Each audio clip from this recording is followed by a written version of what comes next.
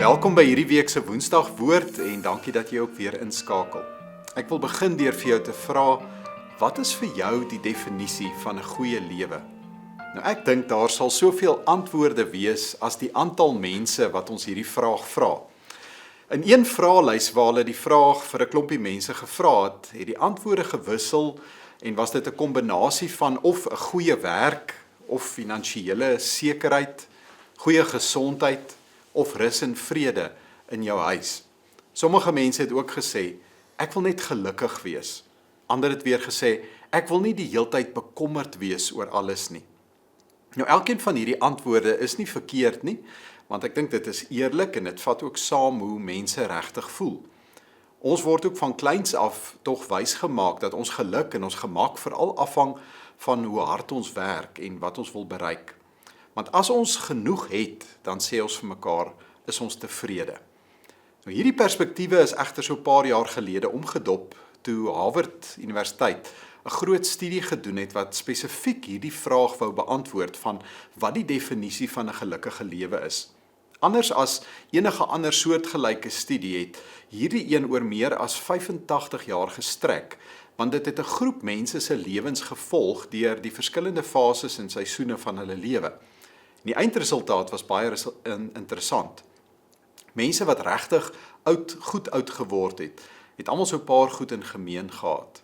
Hulle het innerlike vrede, hulle is emosioneel gesond, hulle is fisies sterker as wat normaalweg verwag word vir mense van hulle ouderdom, en dan ook verder, was hulle nie noodwendig die rykste of die besigste of die mense met die mees indrukwekkendste CV's nie. Maar die gelukkigste mense was hulle met betekenisvolle en betroubare verhoudings. Mense wat in verhoudings geleef het waar hulle respek ervaar, waar hulle behoeftes raak gesien word en waar daar vertroue was. Nou eintlik behoort dit vir ons as gelowiges nie te verbaas nie, want iemand soos Jesus het dit nog altyd geweet. En hy het ook geleef deur kwaliteit verhoudings te vestig met die mense om hom. Om die waarheid te sê, sien ons dat die Bybel sommer heel aan die begin, daar in Genesis verwys, nie na 'n individu wat alles self moet vermag nie, maar dit begin met 'n verhouding. God sê self, dis nie goed dat die mens alleen is nie, en daarom maak ek vir hom 'n maat, 'n helper. Eintlik staan daar sy gelyke. Nou, ons is eenvoudig mos nie gemaak om hierdie lewe alleen te stap nie. Daarmee bedoel ek nie dat ons almal moet trou nie, maar dat elke mens tog 'n behoefte het aan koneksie met ander en nie in isolasie wil lewe nie. So verhoudings, of dit nou vriendskappe is en of dit nou intieme verhoudings is, sou ons daarom kan sê, is eintlik die pilare wat 'n lewe stewig hou. Dink byvoorbeeld aan jou lewe soos 'n huis. Dis nie die verf of die meubels wat daardie huis stewig en staande hou nie, maar dis die pilare en die fondasie. Want as die pilare kraak, dan sien mense duidelik en dan word daardie struktuur ook bouvallig. So hierdie studie van Harvard waarna ons verwys het, is ook 'n paar pilare vir 'n gelukkige lewe. En ek wil sommer aansluit daarby en op dieselfde tyd daarna kyk, maar deur geloofsoë.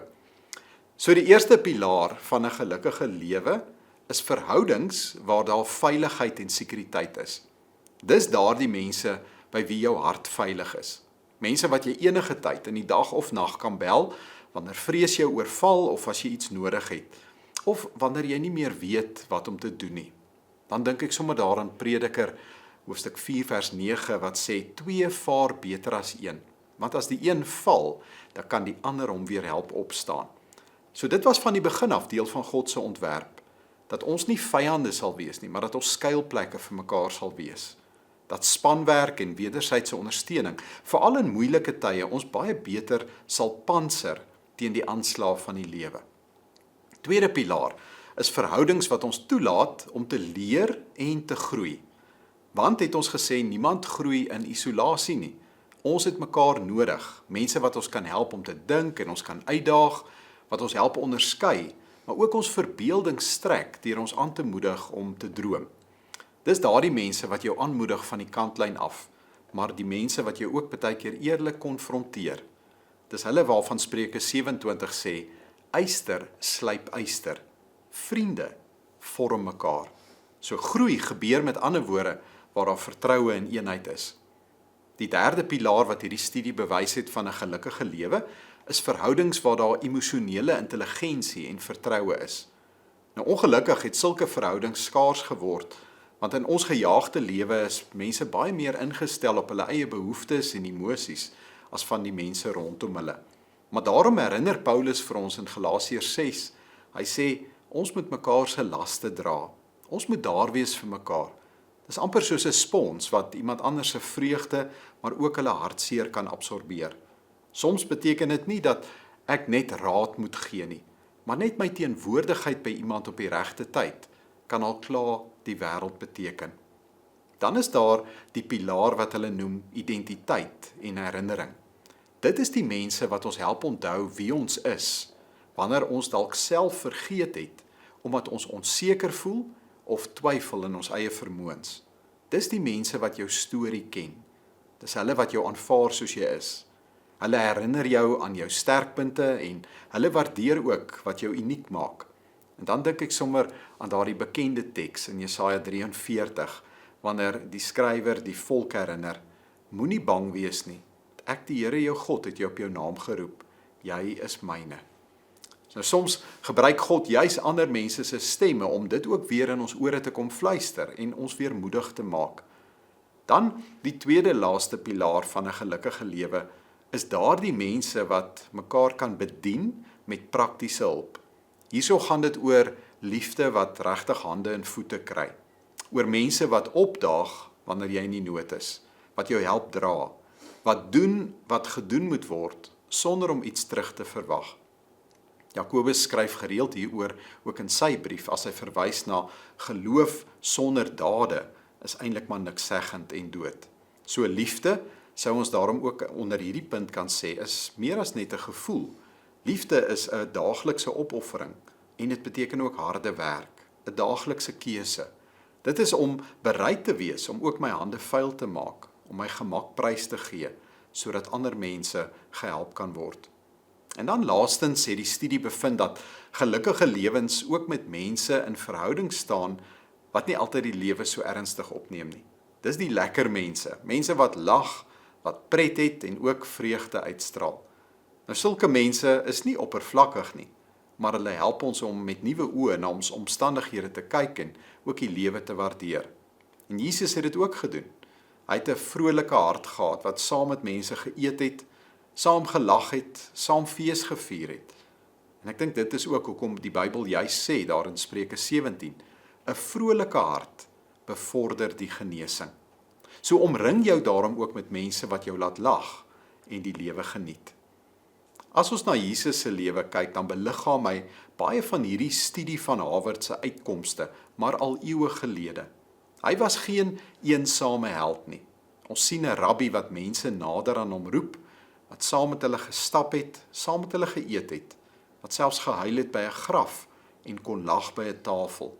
En dan sê hy iets ongeloofliks vir hierdie mense. Hy sê, ek noem julle nie meer diensknegte nie, maar vriende.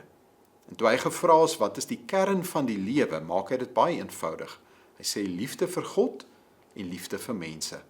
En ek dink dit is waaroor hierdie studie op die ouend gaan, maar net met ander woorde. So die vraag is dan, wat nou? Wat moet ons hiermee doen? Ons moet onthou dat geen mens in hierdie lewe kan alles wees vir jou wat jy nodig het nie. En jy hoef ook nie alles vir iemand anders te wees nie. Maar elke mens het pilare nodig. En daarom is dit goed om vandag weer iewers stil te word en jouself te vra, wie is daardie mense wat my lewe ook ryker maak?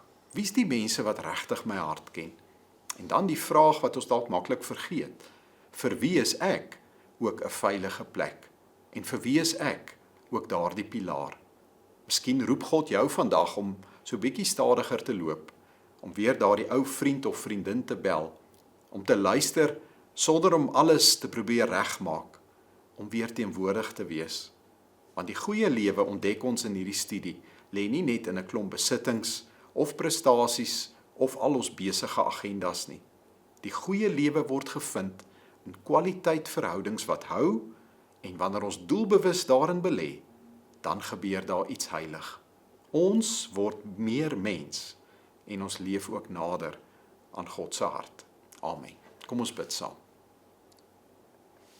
Here, leer ons vandag in hierdie week om stadiger te leef, maar ook die mense raak te sien wat U langs ons op die pad geplaas het. Gee ons oë om te sien, ore om te luister en harte wat bereid is om oop te bly vir mekaar. Help ons om nie net liefde te soek nie, Here, maar dit ook te leef. En vorm ons lewens so, dat ons ook nader aan U hart sal beweeg. Amen.